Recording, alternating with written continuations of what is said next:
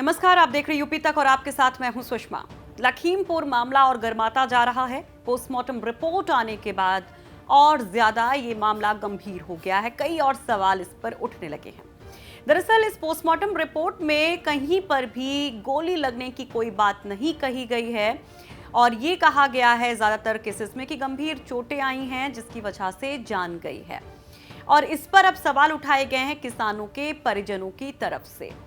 और इसमें बहराइच के 2 किसान भी मारे गए थे, तो उनकी तरफ से भी ये कहा गया है कि ये पोस्टमार्टम रिपोर्ट गलत है, सरासर गलत है और इसमें मंत्री के बेटे को बचाने के लिए गोली ना लगने की बात कही गई है। उसका कोई जिक्र नहीं किया गया है, सिर्फ मंत्री के बेटे को बचाने के लिए।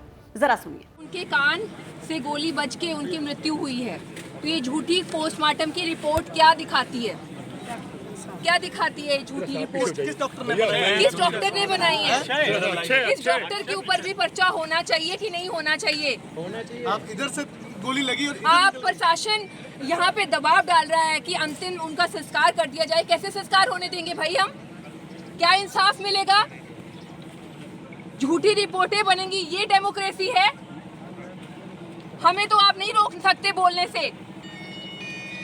ये मीडिया अगर कवर करना चाहती है, ये रिपोर्ट है, ये झूठी रिपोर्ट जो बनाई गई है सिविल हॉस्पिटल की तरफ से, जहां पर ये मेरे पास वीडियो है। आज तो हमारे पास डेड बॉडी पड़ी है जहां पर गोली लगी गई है। गोली की वजह से उनकी मृत्यु हुई थी और गोली किसने लगाई थी? मिश्रा जी के बेटे ने। ये सब यहाँ पे जितने लोग थे ना, वहाँ पे सारे गवाह हैं इस चीज के। जब उन्होंने पीछे से जफ्फा डाला था, आगे से इसने गोली मार के भाग गया। तो ये चाहते हैं कि उनकी अंतिम यात्रा निकल जाए और सबूत सारे मिट जाएं डेड बॉडी से। हम डेड बॉडी का फिर से ये पोस्टमार्टम करवाया जाएगा, वो चाहे दिल्ली से करवाया जाए। इस तरीके से डेड बॉडी को अंतिम यात्रा पे नहीं भेजा जाएगा। जो इंसाफ है वो किसानों को मिलके रहेगा। तो ये थी सोनिया मान, जो कि एक पंजाबी सिंगर हैं। गुरविंदर सिंह जो कि बहराइच के नानपारा के रहने वाले थे और इस केस में उनकी भी डेथ हुई थी, या यूं कहें कि मर्डर हुआ था।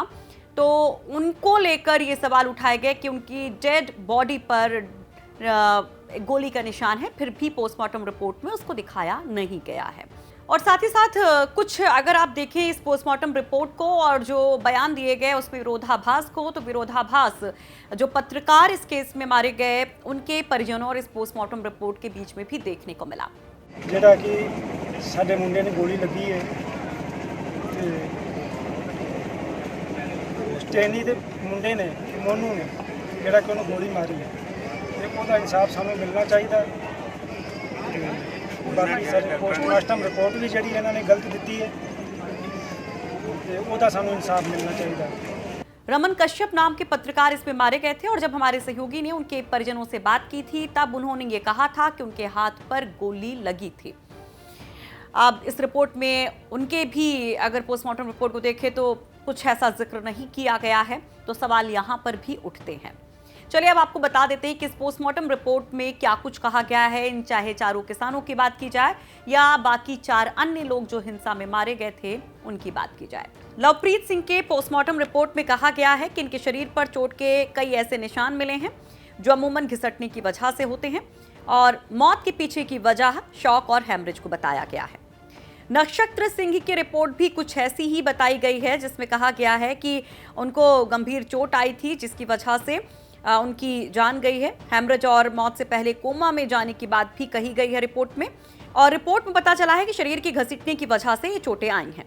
गुरविंदर सिंह के लिए कहा गया है कि इनके शरीर पर 2 चोटें मिली हैं। चोटों को देखकर ऐसा लगता है कि जैसे इसके पीछे की वजह कोई नुकीली या धारदार चीज है और शरीर पर घसीटने के निशान हैं। शॉक और हैमरेज की बात यहाँ पर भी की गई है। दलजीत सिंह की पोस्टमार्टम रिपोर्ट में भी कहा गया है कि शरीर पर घिसटने की वजह से चोटों के निशान हैं और इसके अलावा भी कई अन्य चोटों के निशान हैं। तो ये चारों किसान जिनके परिजन अब अंतिम संस्कार नहीं करने की बात कह रहे हैं और ये कह रहे हैं कि ये फर्जी पोस्टमार्टम रिपोर्ट है, जब तक सही तरीके से पोस्टमार्टम नहीं होता है, रिपोर्ट नहीं आती है, तब तक अंतिम संस्कार नहीं करेंगे।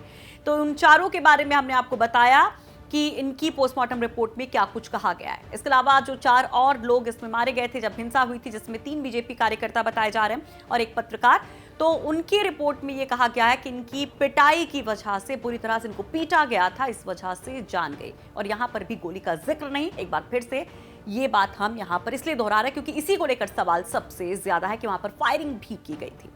फिलहाल हमारी कोशिश थी इस खबर को सही तरीके से आप तक पहुंचाने की, और अगर तमाम खबरों को इस केस से जुड़ी हुई आप जानना चाहते हैं तो न केवल यूपी तक को देखिए बल्कि खबरों को तफसील से पढ़िए भी यूपी तक.in पर।